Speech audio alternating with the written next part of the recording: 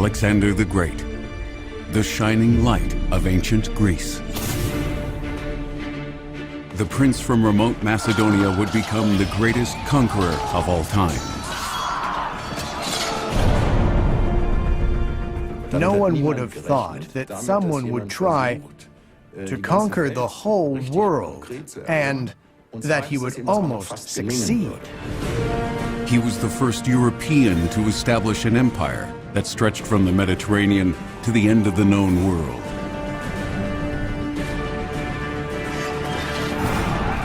Fame on the battlefield was dearer to him than his own life. He turned his war into a holy mission. He entered the stage as a liberator, and he dreamed of an empire where the peoples lived together in peace, with him being at the top. Only very few people had as much influence on history as Alexander the Great.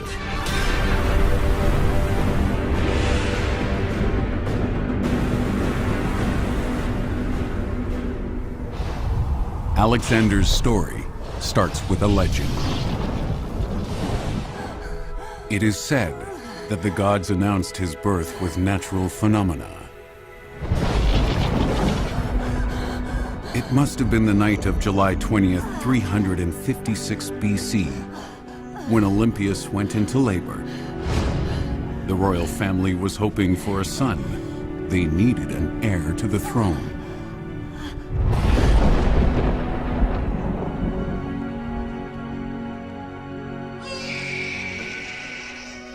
Alexander was only the second born, but it was clear from the start that Olympia's son was destined to lead Macedonia into a bright future. Alexander, live up to your purpose. In the 4th century BC, Greece was undergoing radical change. While some still believed in myth and divine providence, others were already seeking scientific reasoning. The big cities facilitated these new trends. Above all, Athens, which had established democracy. There, the citizens determined the politics.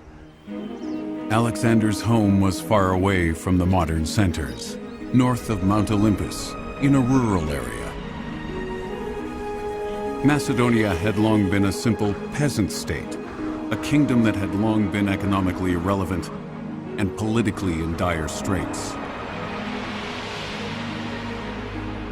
Only Alexander's father, King Philip II, showed what he and his country were capable of. He reorganized his forces, developed new weapons, and turned the cavalry into his strongest attack formation.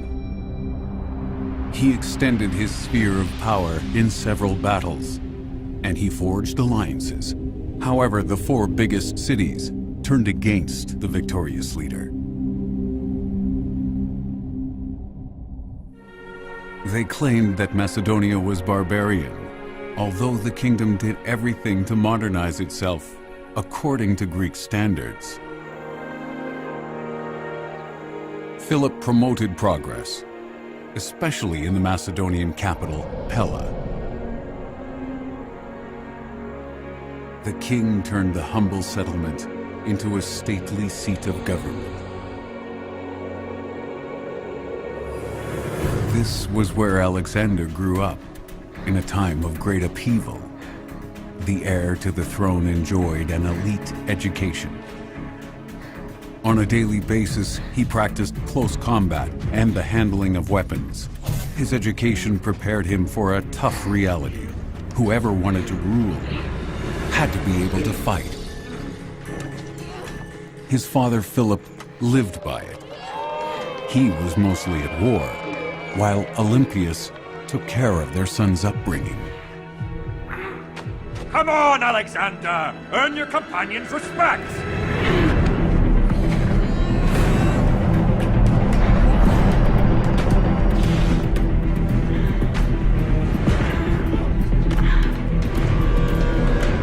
You can't even defend yourself.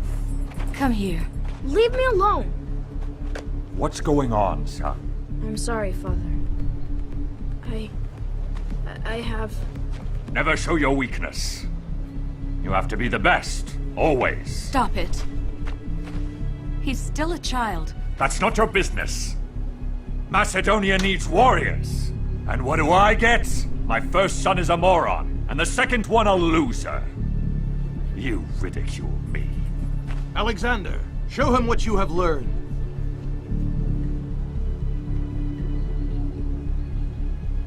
I've seen enough for today.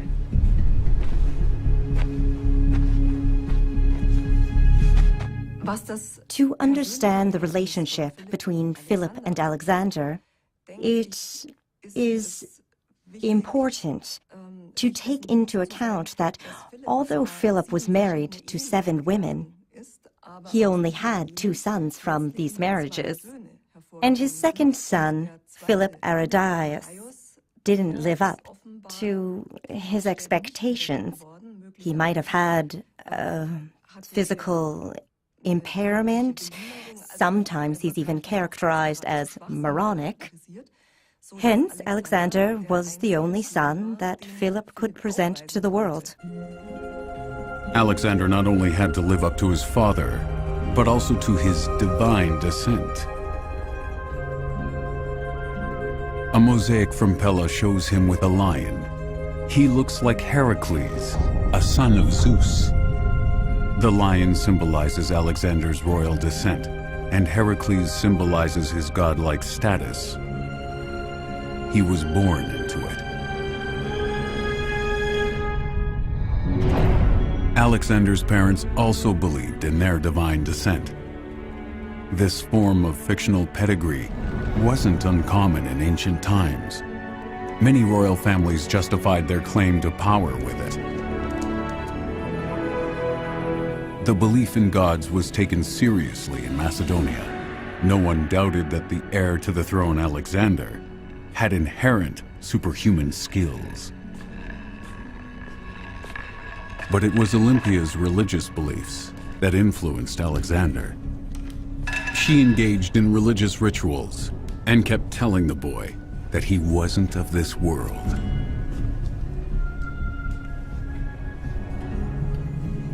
Come to me, my darling. Don't listen to your father. His heart is made of stone. I do as he wishes. Why is he always disappointed in me? Come on.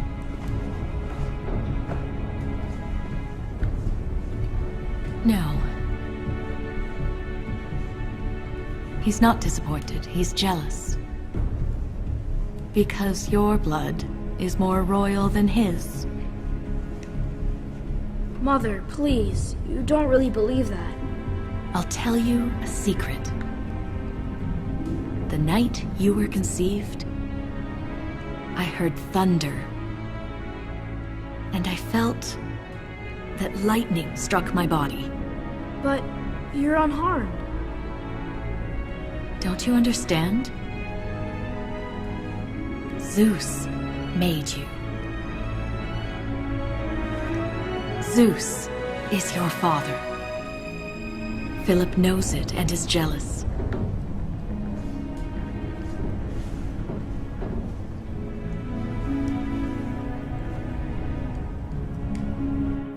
That Zeus was Alexander's father is another spectacular story. These stories are usually told when it comes to the circumstances of conception of famous people from ancient times. Their mothers suddenly have spectacular dreams. Gods appear in the form of animals and father these children in a dream or in reality, who then have an inherent heroic aura. The heroes of Greek mythology were Alexander's role models. Like them, he wanted to be the best and exceed them all. His biggest hero was Achilles from the myth about the Battle of Troy. Achilles is the main figure. He is invulnerable and the bravest warrior. Patroclus, his loyal friend, fights by his side. Both die in combat, but their deeds make them immortal.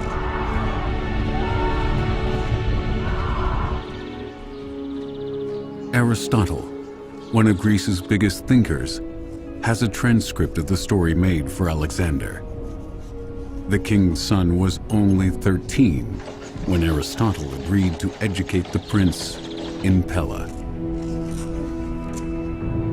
He taught Alexander everything about Greek culture, drama, geography, sciences, as well as literature and philosophy. But most importantly, he studied Homer's Iliad. The story was compulsory reading. Every Greek knew it. Can you remember what Achilles' father told his son? He should always be the best, and outdo everyone. My father could have said this. Your father might be wiser than many think. Did Achilles manage? Achilles' ambition is unlike normal people's ambition. He was driven by holy wrath. Because he took revenge for Patroclus and had his murderer dragged through the mud for days? That's right. But he also showed benevolence in having him buried in dignity.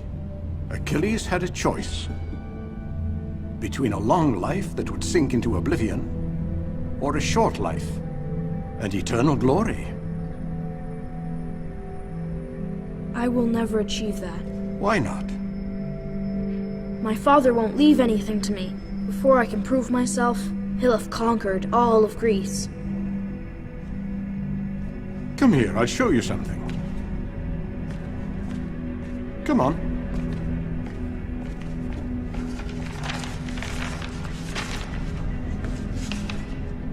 Let him have Greece. You've got the whole world left. From the Persian Empire, all the way to India. 100 years ago, their king attacked Greece. He destroyed our cities and burned the Acropolis of Athens. What happened then? The Greeks united and drove the Persians out. What is left for me then? The Persians are still a constant threat. Their soldiers are stationed across the Hellespont. They are right at our doorstep. Even Achilles' grave is in the hands of these barbarians. Do you want eternal glory? Unite the Greeks and lead them against the Persians. That would indeed be a heroic act. Aristotle was a polymath who knew his way around all topics. He was the son of a doctor. He taught Alexander medicine, science, and, of course, Homer. Alexander was hungry for knowledge. His education was important in his later life as an explorer and admirer of Homer. There is this famous quote of his: "Philip gave me my life, but Aristotle gave me the good life." Aristotle's school was located in a remote nymph sanctuary, an ideal place to devote oneself to the search for wisdom and insight.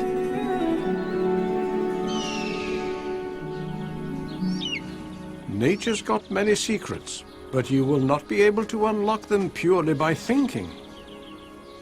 You have to observe the world. You have to feel it, taste it, smell it, and discover it with your senses. Come on, try it. Huh. Observe it and understand it.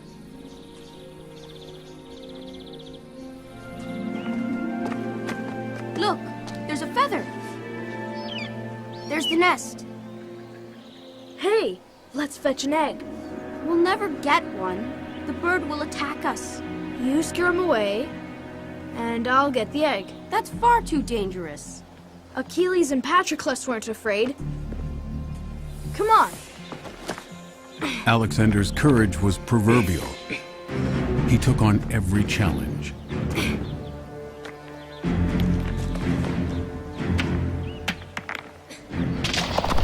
And he had Hephaestion, his friend. He was always by his side.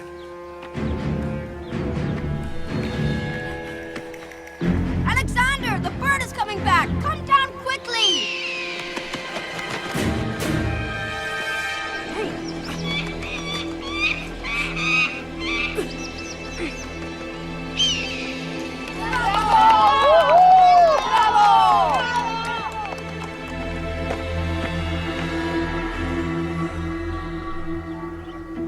There is a fine line between courage and foolishness. Every venture has to be considered. Only then will it be rewarded. Remember that. The egg proves that I wasn't foolish, but courageous. Your words are wiser than your actions, Alexander. But if you just follow your passion, you act without sense.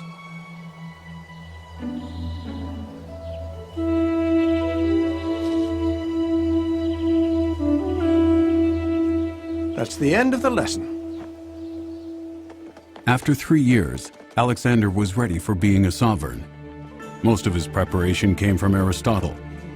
They didn't always agree, but the scholar remained one of his closest advisors.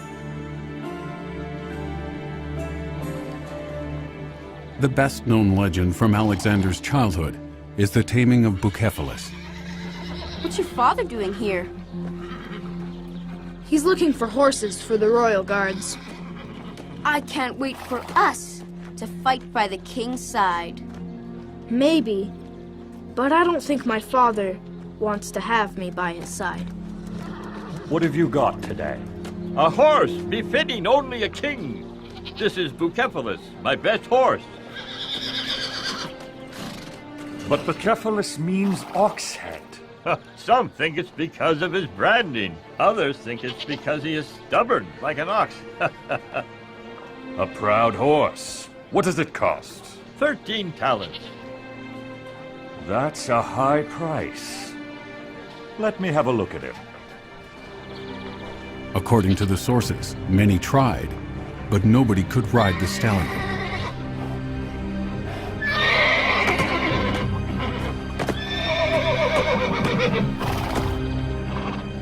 Only Alexander understood why the horse was in a panic.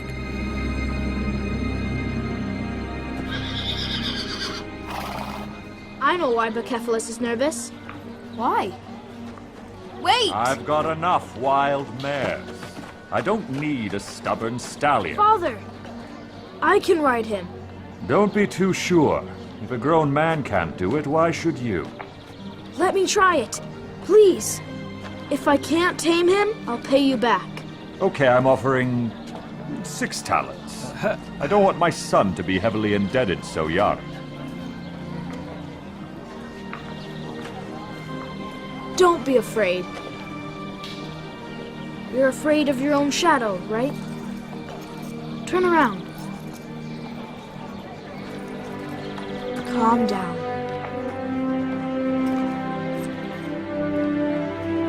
Look at him. That's my son. Look for a suitable kingdom, my son. Macedonia's too small for you.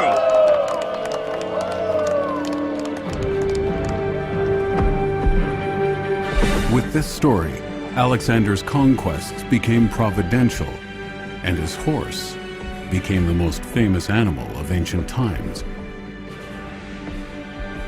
The connection between the stallion and the prince was unique. No one but him was ever able to ride Bucephalus, they say. These stories are an attempt to explain something very special. They are told so that we can understand a special historical event or an outstanding historical figure. There is this young boy who seems to be a horse whisperer. He tames the horse using psychology so that the horse obeys on its own accord. This story essentially describes Alexander the Great's captivating charisma. However, Alexander's childhood ended abruptly when he was 16. The Crown Prince had to face a big task. King Philip's aggressive expansionism resulted in a new conflict. Bloody clashes were imminent. Philip went to war. In his absence, Alexander was supposed to rule the empire. I entrust my empire to your care. From now on, you are my co-regent.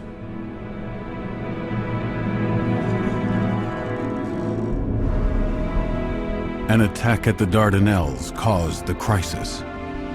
Philip captured a shipload of grain that was meant to go to Athens. The powerful state was furious and remembered an outrage from the distant past. When the Persians burned the temple of the city 150 years earlier, the Macedonians were allies of the Persians. The reconstruction of the temple was a symbol of Athens' triumph over the Persians. Eventually, they managed to fight off the enemy.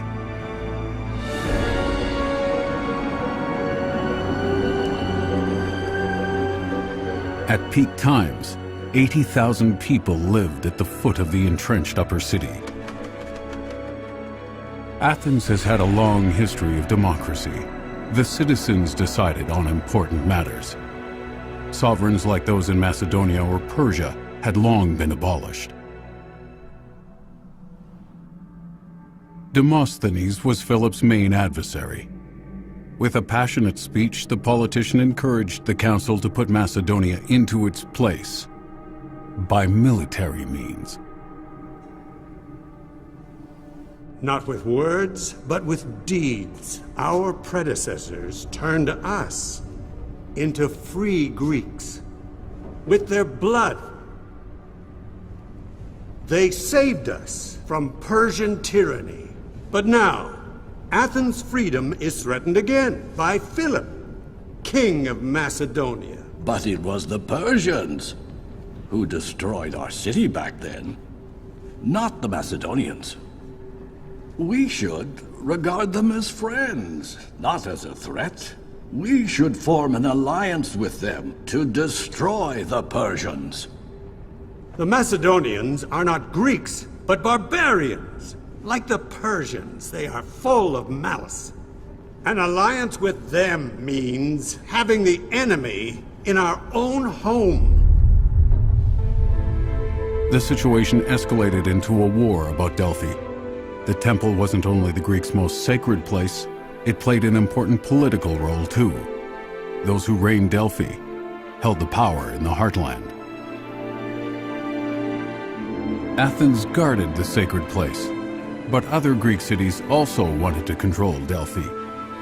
The Macedonians saved the sacred temple from the invasion. Athens felt humiliated when the barbarians were made custodians of Delphi. In all of Greece, they looked for allies who would fight against the hated King Philip. The battle took place near Chaeronea. This time, Alexander and his companions were also present. For most of them, it was their first big battle in the royal army. Only the best men fought alongside the Macedonian prince. Clytus, for instance, who was said to be experienced. Parmenion, an old general. He had a son, Philotas.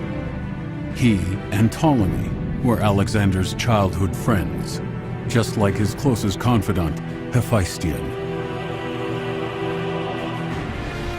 The Macedonians knew that the victors at the Battle of Chaeronea in 338 BC would decide the future of the Aegean world. With 34,000 soldiers each, both armies were equally strong. Alexander led the cavalry. It was to be decisive. It was about glory and honor, life and death, all or nothing. Didn't you say your father wouldn't leave any glory to us? I was mistaken. Get ready! At my command! Alexander and his men faced a fierce challenge. The cavalry was supposed to lead the attack. Just like Achilles and Patroclus. Under Alexander's command, the cavalry defeated the Thebes, the dreaded elite troop.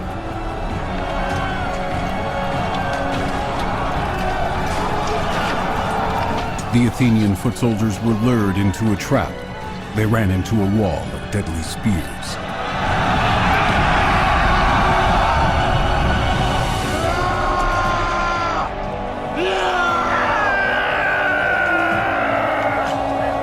The battle was won. Macedonia was the new military superpower in Greece.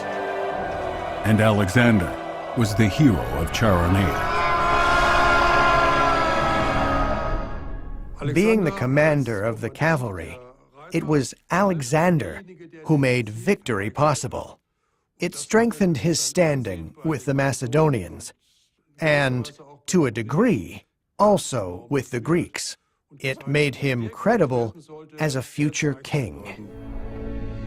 After the battle, Philip summoned all the city's delegates to Corinth.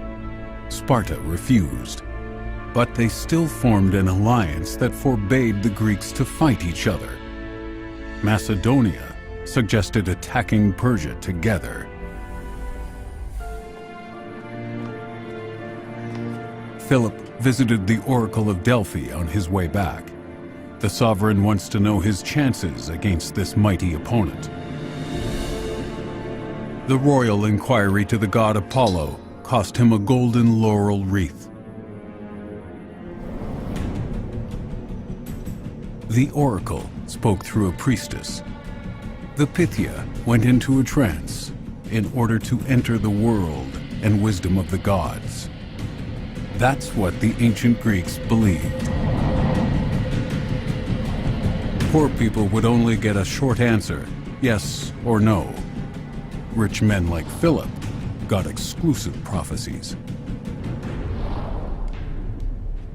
She says the bull is limited. He will come to an end for the one who makes a sacrifice. She talks about a sacrificial bull, a sign of the king's death. But which king is she referring to? The Persian king? Or Philip? As always, Pythia's prophecies were cryptic. The priests decided upon their interpretation. They held the true power in Delphi. You wanted to know whether you defeat the Persians. The oracle said, the king will die. Philip is in no doubt. The signs point to a victory. What's the matter? We'll fight the Persians. No, not us. Father has decided. Parmenion will go as an advance guard. Without us. What? Without us? Has he forgotten who won the Battle of Chaeronea? I think he fears that I'm better than him. You should worry less about Philip. And more about his new wife. He's always had many women. Why would this one be different? Don't be stupid. Your father will let you down. Mother, please. His new bride is dearer to him than I could ever be. Not because of her beauty, but because she is a true Macedonian. If she gives the king a son, he will ascend the throne. On toes! Let us drink to the royal couple. Their health. May they provide us with a crown prince of pure Macedonian blood. See? What do you mean, huh? Alexander! He is drunk. Don't bother. I am the heir to the throne! Apologize, Alexander. Mathalos is my guest. I apologize. If you pay me the necessary respect! I'm still the king.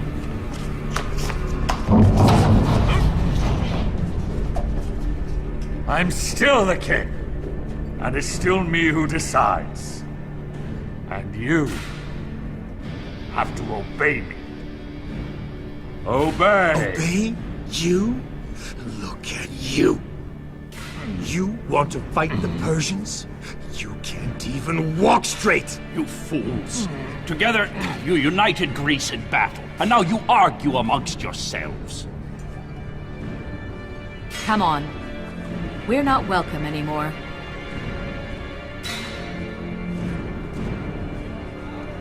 Just leave. I don't want to ever see you again.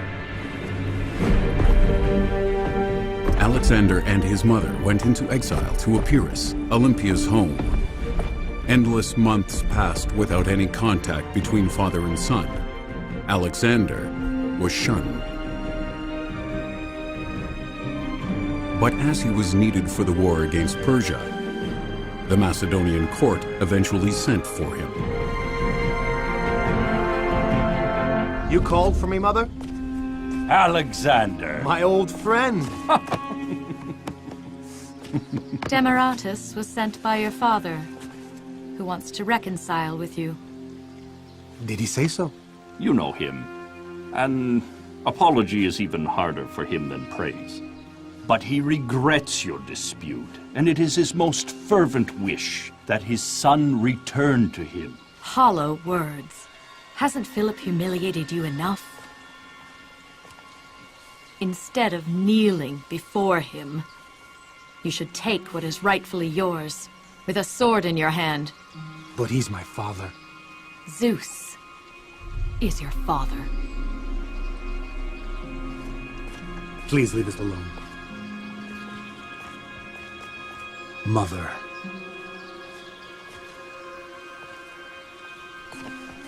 I've learned to tell courage from foolishness. The Macedonian nobility is on his side. Then earn their support.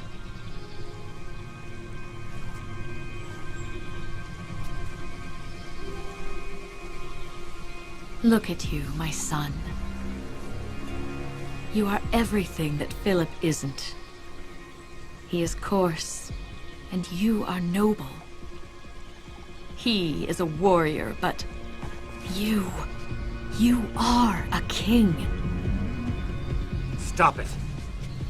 I won't fight my own father. He is not your father. It is not his blood that runs through your veins.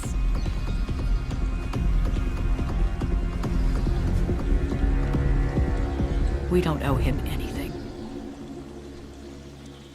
Olympias and Alexander have got common interests. Olympias can only influence the situation via her son. Her life could possibly depend on her son staying in power. Almost another year passed without further events. It was a wedding between the Macedonian royal dynasty and Olympia's family that marked a turning point. The dispute caused a stir in Pella. Upon Philip's invitation, Alexander finally returned. The men demonstrated their unity in the best interests of their kingdom. King Philip didn't suspect an assassin among his guests. Behold, father and son reunited. Father and son were reunited, but not everyone seemed to approve of the reconciliation.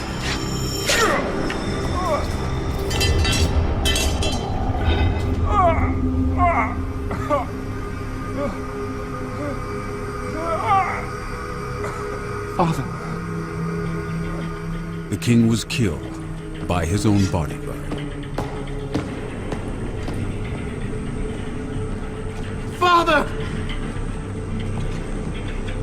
Someone help him! But it was too late for the sovereign. He died at the age of 46.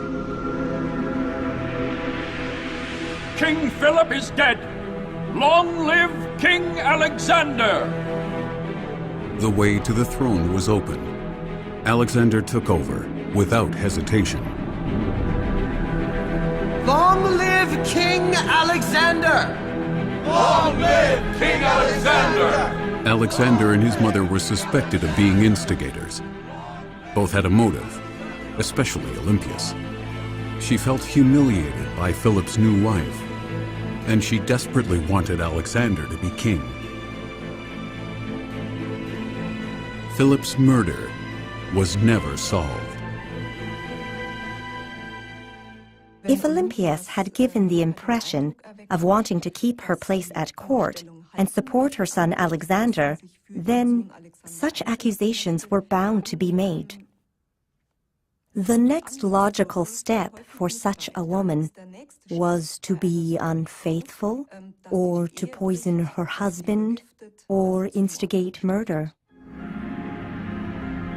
Alexander buried his father in Vergina, according to Macedonian customs. The burial chamber is under a hill. Whether it really is King Philip's tomb is unclear to this day. The precious grave furnishings do suggest it. The crown, made of oak motifs, is made from pure gold. The larnax is also made of gold. The lid is decorated with the Vergina sun. The 16-rayed solar symbol is the emblem of Alexander's father, Philip.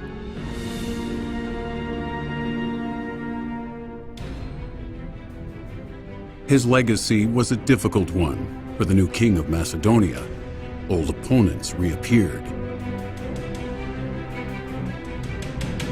Like his father, Alexander had to assert his sovereignty. If necessary, by force. Alexander began from zero. The Athenians used the change in power to question Macedonia's leading role. Again, Demosthenes was the spokesman. The gods have heard our prayers. They punished that tyrant Philip with his death. We have to act now. It's time to rebel against Alexander and take vengeance for Charonea. For the freedom of Athens, take up arms. The tribes in the north rebelled first, followed by the big city-states led by Athens and Thebes. No one wanted to miss out in the struggle for power, but the battle still had to be fought. Alexander quickly moved from the battlefields in the north to Thebes, but he tried to be diplomatic first. He promised to spare them if they surrendered. And? The Thebans won't give in. They'd rather fight for their freedom than surrender to a tyrant.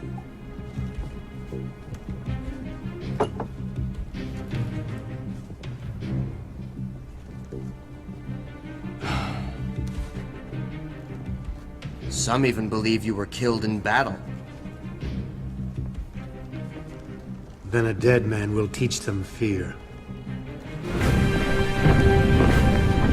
Alexander acted like a cold power politician.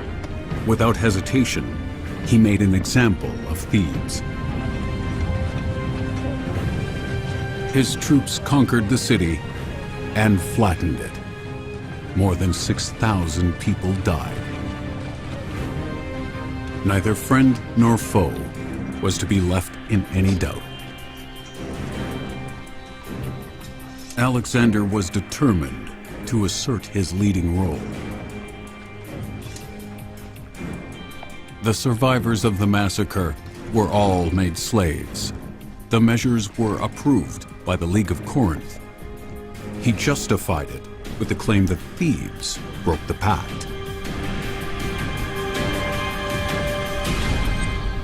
The destruction of Thebes was a clear signal to all cities in Greece that opposed the supremacy of Macedonia, embodied by the king of Macedonia, the commander of the League of Corinth. The citizens of Athens wrote to Alexander, king of Macedonia, the new hegemon of the League of Corinth. We praise you and congratulate you on the punishment of Thebes. We renew our oath to your father. We will stand by you, as you are the defender of freedom, always. Resistance was overcome and peace was secured. Now, it was time for Alexander to focus on foreign affairs. The coast beyond the Dardanelles, in today's Turkey, was his next destination in his campaign against Greece's archenemy.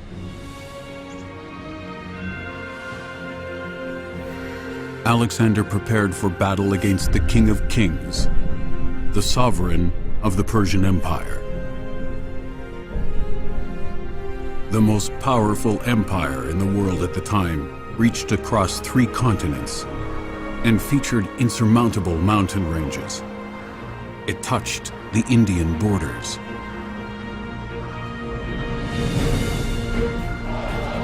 Even Babylon, the prettiest city of the East, was conquered by the Persians and made their second capital. Their army was 300,000 men strong and caused fear and terror everywhere. King Darius was a mighty, powerful enemy. Fighting a war against him would be a battle between David and Goliath. But the Macedonian didn't know fear. Alexander was determined to imitate Achilles. Just like the mythical hero, he wanted to take revenge and bring victory to Greece. In the spring of 334 BC, one of the biggest invasions in history began. Alexander risked everything.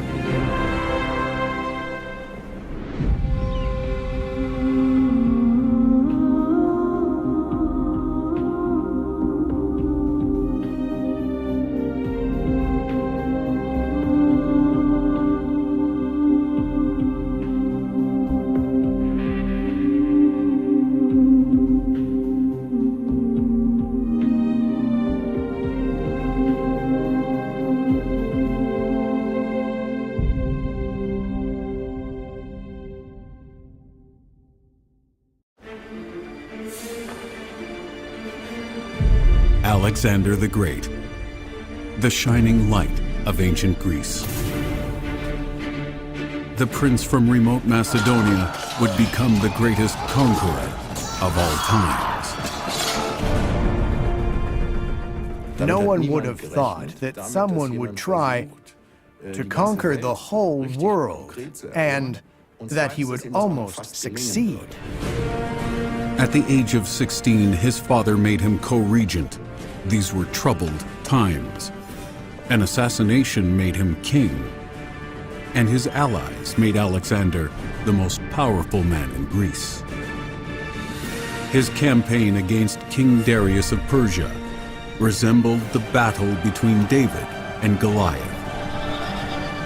But like Achilles, his hero from the legend, Alexander was determined to bring victory to the Greeks.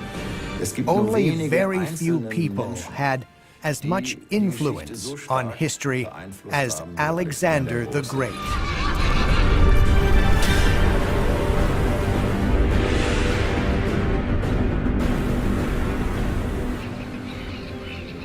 It was spring when Alexander passed the strait between Europe and today's Turkey. together with 37,000 soldiers from all over Greece. The Macedonian had a clear mission. He and his men were to free the Greek colonies from the Persians. First, Alexander went to Troy. At Achilles' grave, he had his weapons blessed, and he brought a sacrifice.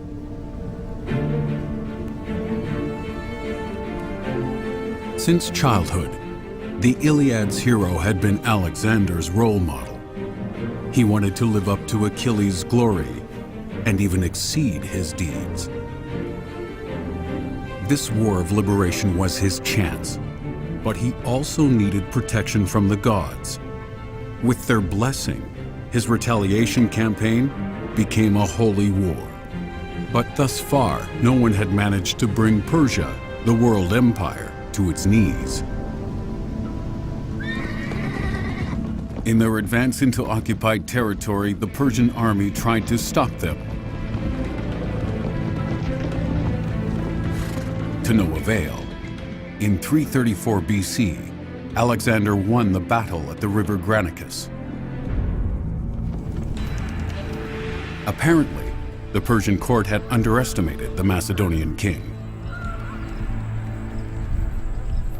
They hadn't sent their imperial army, but a troop of professional soldiers. King Darius had relied on them. A mistake, as it turned out. Your Majesty, I'm sorry for the bad news I have to bear. Alexander won the battle. How is that possible? Alexander has got fewer soldiers, but his tactics are clever, not only on the battlefield. Explain. He promises a democratic constitution modeled after Athens for those cities that surrender without a fight. And he promises everyone they don't have to pay you tribute. Is that true? I heard that he rules like a king in Macedonia. The governance of the people is nonsense. What does he really want? The Greek want to take revenge for the destruction of Athens and the occupation of Anatolia. But Alexander wants more. What does he want?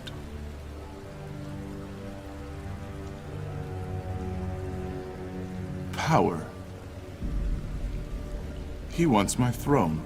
That's right. The defense of your country shouldn't be left to vassals. Who could lead our army better than you? He will regret that he ever left his mother's lap.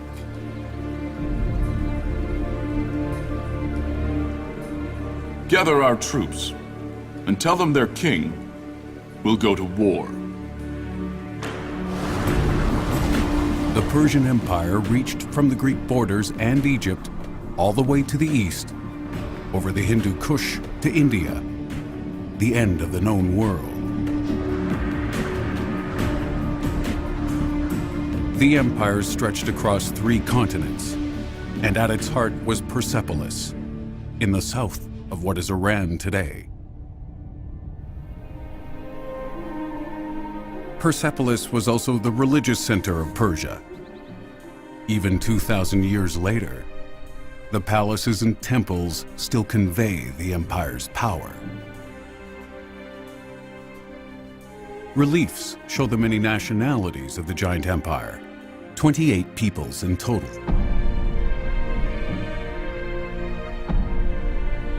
Among them, Syrians, Egyptians, Babylonians, Greeks, Indians, and Arabs. They all gathered to offer presents to the king on New Year's Day. The Persians were role models. They implemented a political order that allowed peaceful coexistence of the nations. But there was also resistance from the Greek colonies. Almost all of them saw Alexander as a liberator.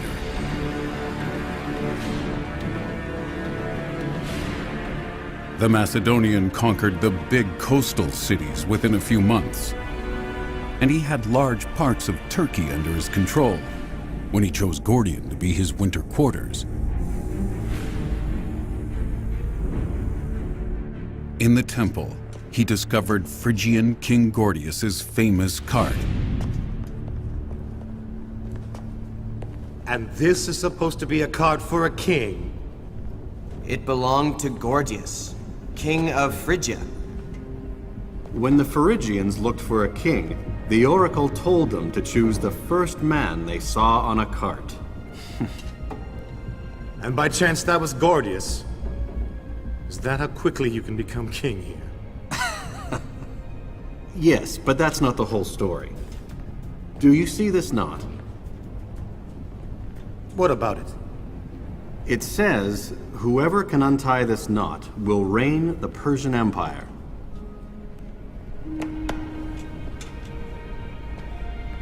The knot doesn't seem to have a beginning or an end.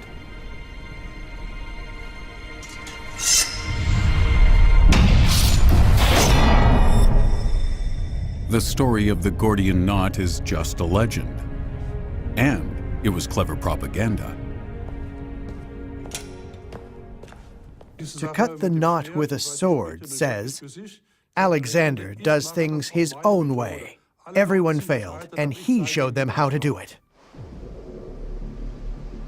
But liberating the Greek colonies wasn't the end. Alexander wanted to knock Darius off his throne. Darius gathered his army in the borderland between Turkey and Syria. Alexander also moved his troops, but the two armies passed each other without noticing. Suddenly, the Persians were behind them and blocked the exit route. The land battle took place at Issus. The Macedonian king against Darius, the most powerful man in the world, and against more than 70,000 warriors. The enemy stands between us and our home. We will triumph or die. Retreat is impossible. Don't be blinded by the glamour and size of our enemy. I see what you see, but none of you can see it with my eyes. The great king underestimates us. Be brave, because this is not the first time we have faced superior numbers, and it will not be the last time. We will triumph!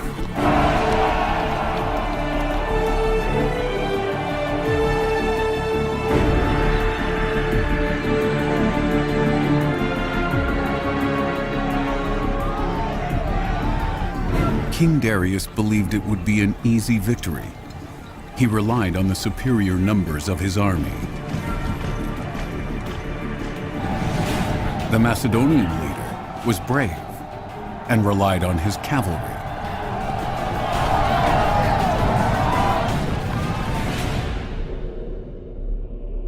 The Battle of Issus, 333 BC. The battle is depicted on the famous Alexander sarcophagus. The Macedonian king is the hero in this scene. The Persians, who were superior in numbers, dominated at first. But then Alexander managed to push through enemy lines. Darius's life was in danger as Alexander attacked the elite troops around the king. In the end, Darius could only flee. This sealed the Persian defeat. Alexander's success is partly due to the fact that he acted unexpectedly. It's almost like in football. The team that doesn't play with a predictable strategy scores more goals. And Alexander's strategy was very risky from a military point of view, seemingly heedless. He attacked the enemy at their strongest points. But the war wasn't won yet. Darius was still free, he escaped into the desert. The Macedonians rushed to the south. The inhabitants of Tyre went to war, but like everyone who rose against Alexander, they faced grave consequences. But most of Persia's allies celebrated Alexander as a liberator. The Egyptians greeted him with open arms. Their feud with the empire had lasted for too long.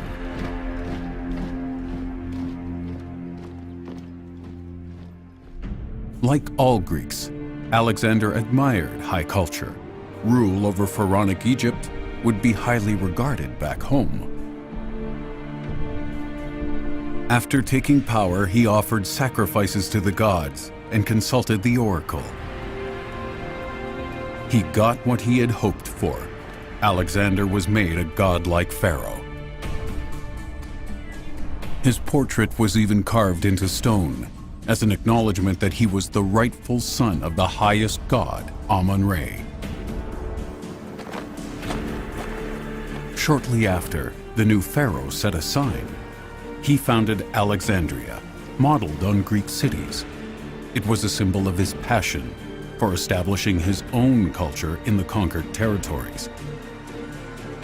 All in all, Alexander founded at least 10 cities with his name. But the metropolis by the Mediterranean was the most important one. The fact that Alexander founded cities has special meaning because it shows that he didn't only want to conquer territories, but he wanted to establish lasting sovereignty. We can see that very clearly with the foundation of Alexandria, he had the vast resources in mind that Egypt and the Middle East offered. Economic resources. He planned a big seaport that would connect Egypt with the Mediterranean like a hub.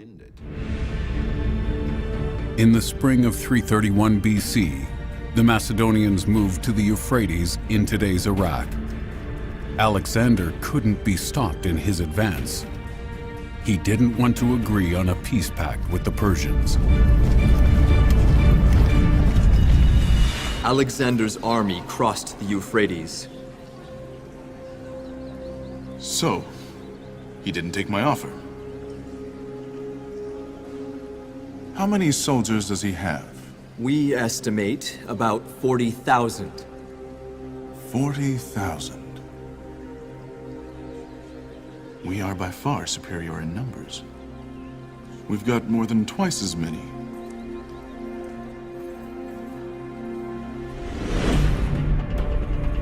In September, Alexander's troops crossed the Tigris as well. Darius awaited him at Gaugamela.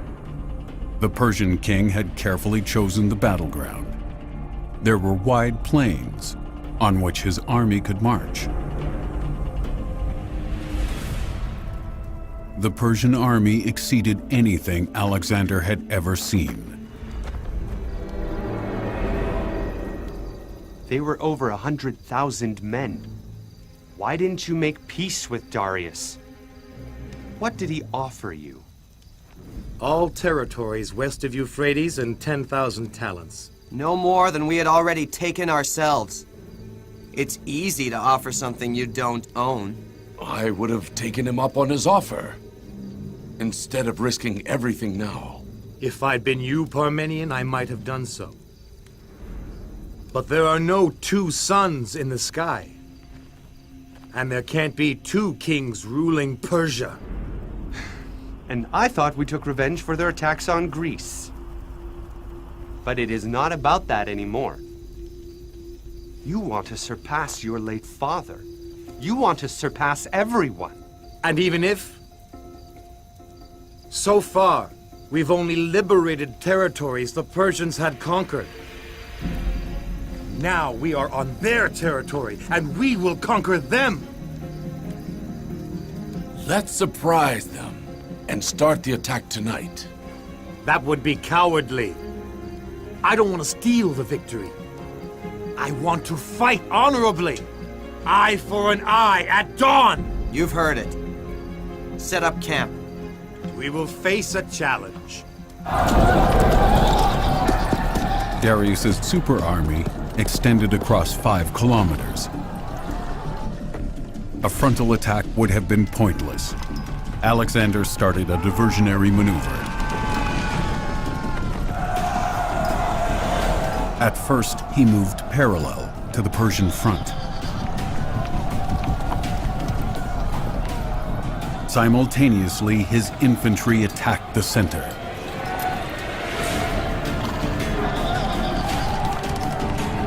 The Persians thought he would attack the wings, but he made them follow him until their front broke apart.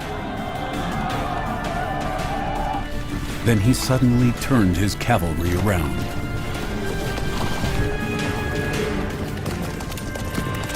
He pressed into the gap in the center in order to attack the Persian king directly.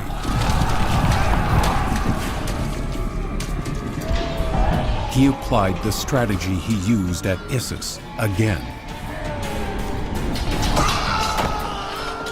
Tirelessly, he attacked the troops around the Persian king.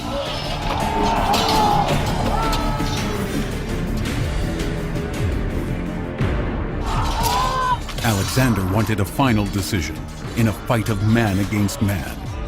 Darius!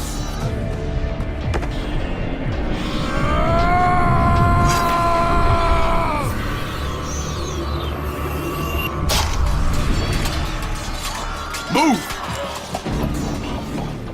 Darius abandoned his troop. They fought to the bitter end. Alexander!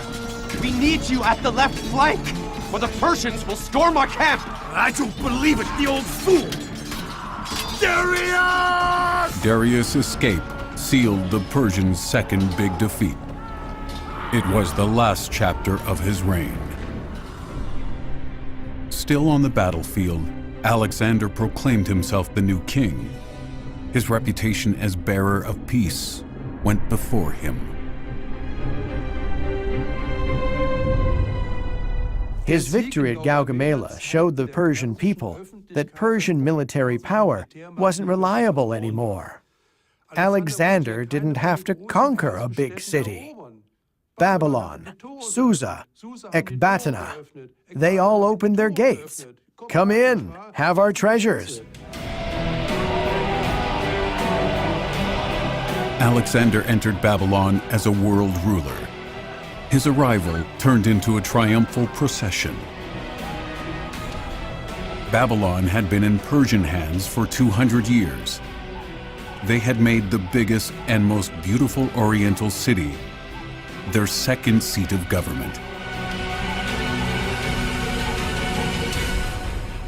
Unbelievable. Even Athens would pale in comparison to Babylon. Its size, splendor, and luxury were not of this world, claims the legend of Babylon's foundation. Not kings, but the gods themselves had built it. The Macedonians had only known this legendary city from stories told by Aristotle.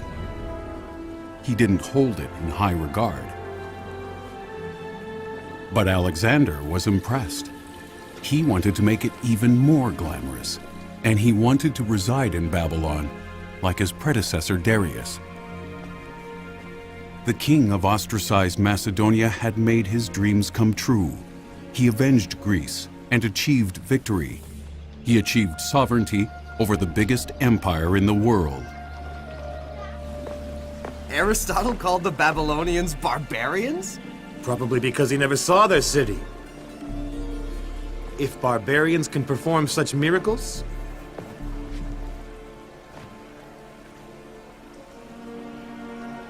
I'm happy to be their king.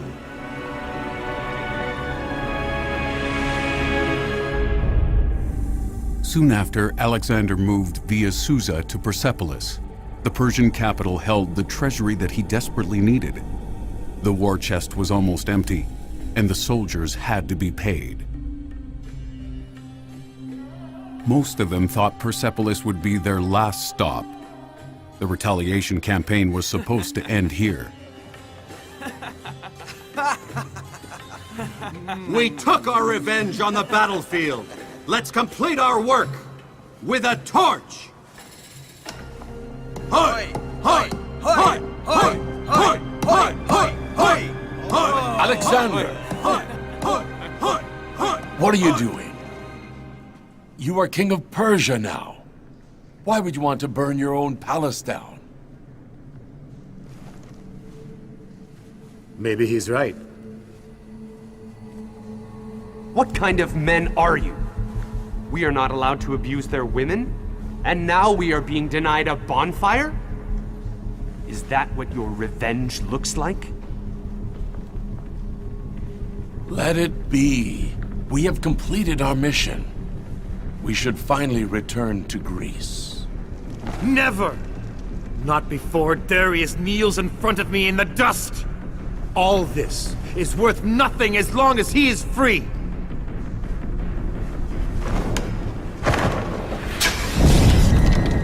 The feast ended in catastrophe.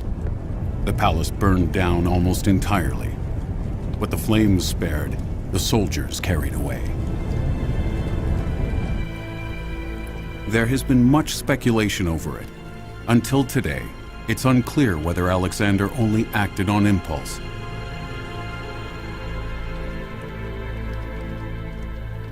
There is one possible reason, often missed in literature.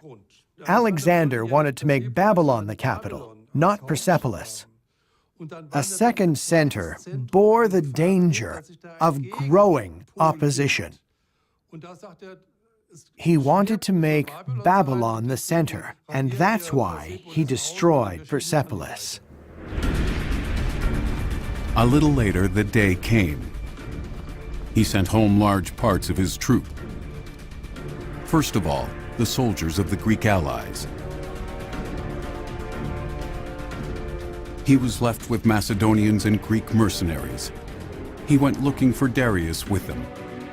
But the pursuit of the Persian king took an unexpected turn. We have found them.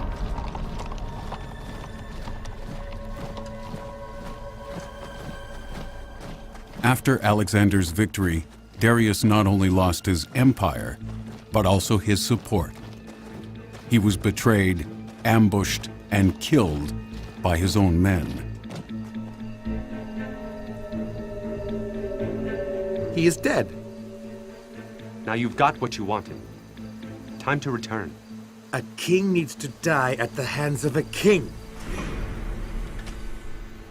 His assassins question my authority also. They have to be punished. Enough, Alexander. You're the king of Persia. What else do you want? If you and your father had been braver at Gaugamela, I could have killed Darius! You wouldn't have made it that far. If you don't stop, you'll end up like Darius in the dust. Are you threatening me? Alexander! Shut up or I'll forget myself! Enough! No one questions me, neither friend nor foe. It is not the first time Philotas is against me. This time he went too far. Philotas is hot-headed. He didn't even tell me that my soldiers are against me. And now I know why. He is the instigator of this conspiracy. But it won't help him. I will preempt him. Alexander, we're childhood friends. We have to stick together. Do you want me to wait until he kills me? He's threatened to kill me. That's treason. Punishable by death. Alexander didn't hesitate. He had his general and friend tortured and executed as a warning. Whether they were soldiers or confidants, this message got across.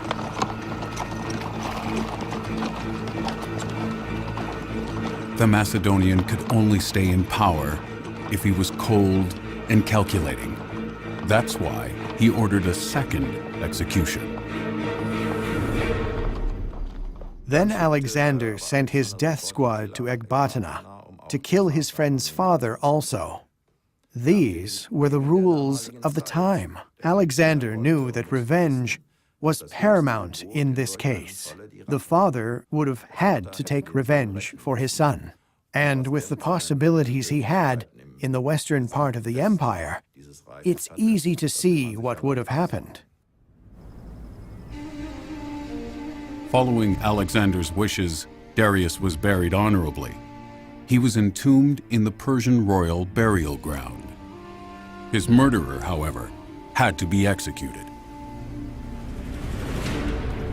When Alexander set off to today's Afghanistan, his army was over 50,000 men strong, among them many tribes from the Persian Empire.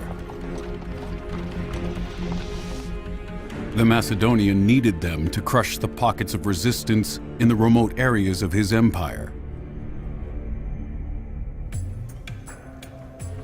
But there was no end to the bloody battles. Time and again, Alexander had to deal with defeat. But then, a young princess fell into the general's hands, and he captured her. It is said that Alexander immediately fell in love with her.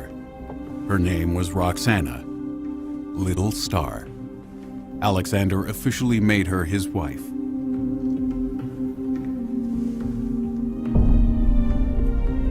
But this marriage was also about politics. It served to establish peace and a Persian-Greek dynasty. Of course, marriages between Greeks and Persians had existed before, but not among royals. It was extraordinary that Alexander didn't choose a Greek to be his wife, which he could have done, and was expected to. His father married a Greek in his second marriage. He made a statement in marrying a Persian princess so that everyone could see he was the new Persian king. Alexander adopted Persian culture without hesitation.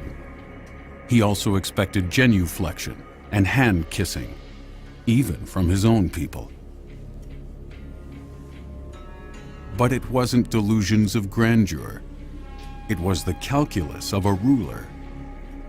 The Persians would have despised him if he had not adopted the rituals of the people he ruled.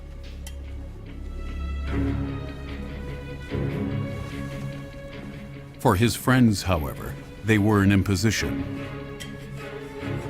They were used to different behavior.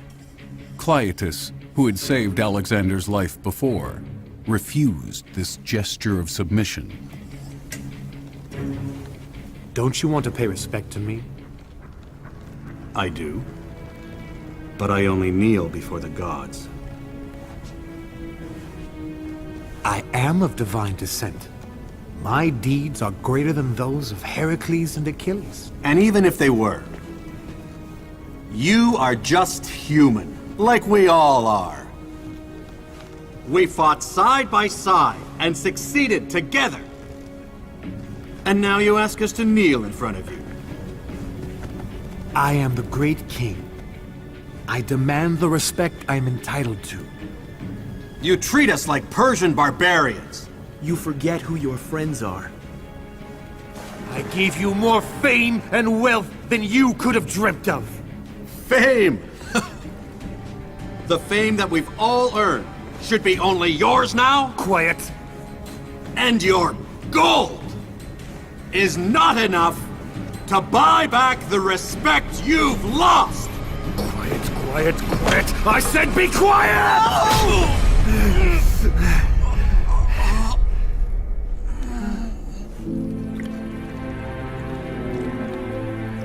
A crime of passion. It happened at one of the Macedonians' infamous drinking bouts. In a dispute about rank and honor, Alexander and Cleitus went for each other's throats. They were probably drunk.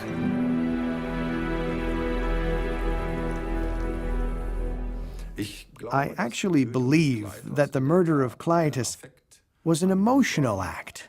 They were close friends. Cleitus was one of his best friends. And I think Alexander killed Cleitus in a rage, which he later, once sobered up, deeply regretted. But the man was dead. Just a few weeks later, this seems to have been forgotten. Soon after, the emperor went on a scouting expedition. He heard about an old mountain pass, often used by merchants. Alexander planned to extend his empire to the east. The route was supposed to lead across Afghan borders. He demanded that his people would follow him to the end of the world, to a place where no Greek had ever been.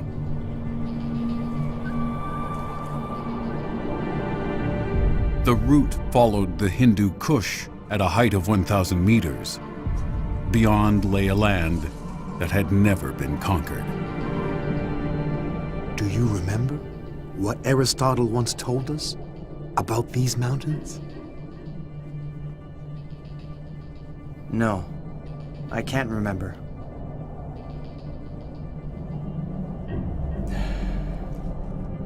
He called them peaks no eagle could pass. And beyond them is the end of the world. No Greek has ever seen it.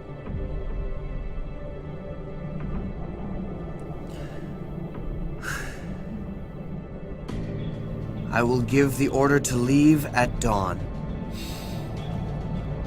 At about midday, we should have conquered the first pass.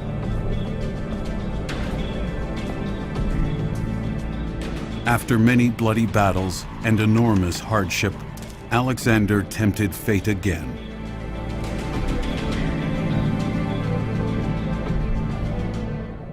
After having conquered the Persian Empire, one could say that Greece had got its revenge. But it is interesting that Alexander didn't stop and return at this point. His contemporaries couldn't understand it. They thought it was pothos, a longing that drove Alexander forward. At that time, the end of the known world was believed to be in India. The exotic country was said to border the world ocean that surrounded the globe. But the Earth is larger than ancient scholars suspected.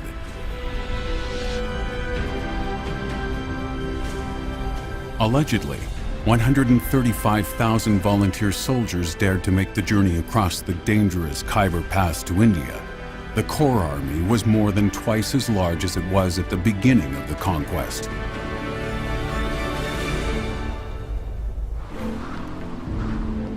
In the spring of 326 BC, they reached the Indus Valley in today's Pakistan. The army fought heat and humidity. The fauna was exotic and full of mosquitoes. The monsoon had turned the soil into impassable marshland. But nature wasn't the only challenge. At the river Hydaspes, the Indian king Poros attacked Alexander with an equally strong army and with war elephants.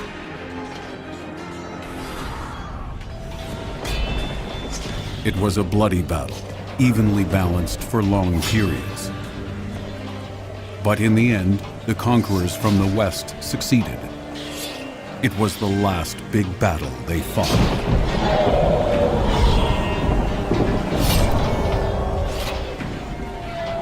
Alexander's army was at the end of its forces, and it is said that he faced the greatest loss of his life. Bucephalus, his beloved horse, died from exhaustion. His death allegedly broke Alexander's heart.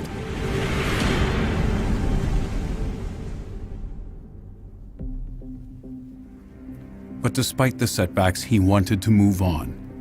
After 8 years and 18,000 kilometers, however, his men were tired of war. They became mutinous and wanted to return to Greece. And? Have you made a decision? We've almost reached our destination. We will be able to see the end of the world. It's a heroic act that no one will ever outdo. Our names will be immortal. I understand you, Alexander. And you know I was a loyal companion. But I can only tell you that you won't convince your men to carry on. They will oppose you if you coerce them. They would rather die here, at your hands, than follow you to the end of the world.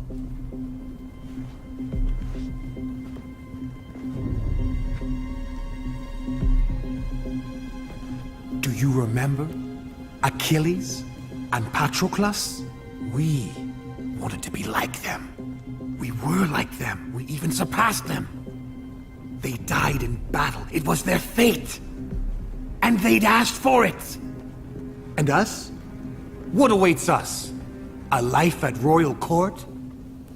Surrounded by flatterers and bootlickers? In the lap of beautiful women and on boring hunting excursions? That's what awaits us back home. Do you really want that? Alexander! You conquered a world empire from the back of your horse. But you can't rule it from the back of your horse. If you want to be at war forever, your empire will not last.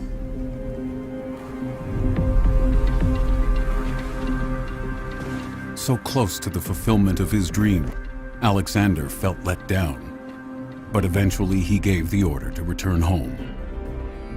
After 70 days of rain, you don't want to walk any further. Alexander then had the ingenious idea of locking himself in his tent. He was sulking and went into a sit-in. But as the people wouldn't give in, he consulted the gods. The gods were consulted by the priests, and the priests knew what they wanted and said, "We're really sorry, but the gods oppose." And Alexander said, "If the gods oppose, I have to return." But he returned on a different route. He sailed with a fleet down the Indus to the Indian Ocean. So he reached the end of the world after all. Then he split his forces.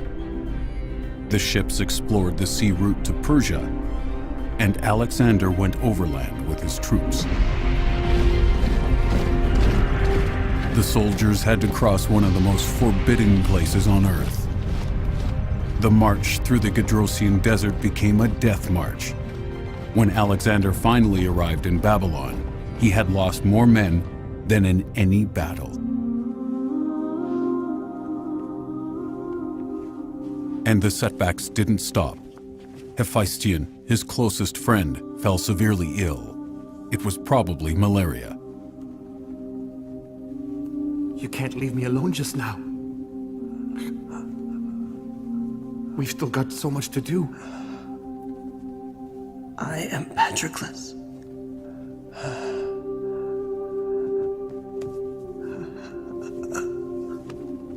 And you are Achilles.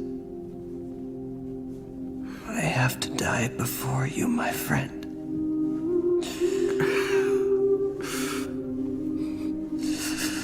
It is written in the Iliad. But unlike the poem, Hephaestion didn't die on the battlefield. Their shared dream of fame through heroic death didn't come true. Alexander mourned his friend on an overwhelming scale. For 3 days he held funeral games in Babylon, just like Achilles did for Patroclus.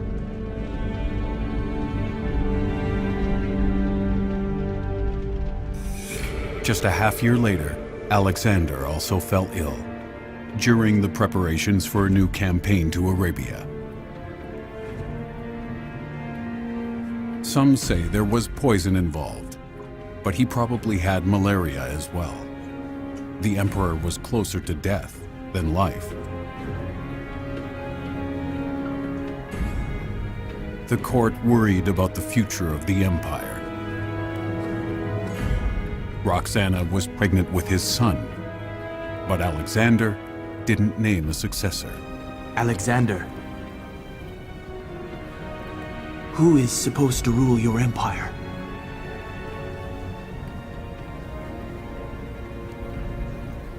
The most powerful one of you. Alexander the Great died on June 10th, 323 BC. In Greece, a bitter fight about his succession started. The empire he founded broke apart within just a few decades. But he spread Greek culture over 3 continents all the way to India. And he was the first European world ruler in history. He was buried in Alexandria, in the city that carried his name. The exact location fell into oblivion. He formed the image of Alexander the heroic conqueror. But the honorary title, the Great, was given to him only by the Romans. Others continued to tell his legend across generations and borders. What remains is the fascination with a man who changed the world.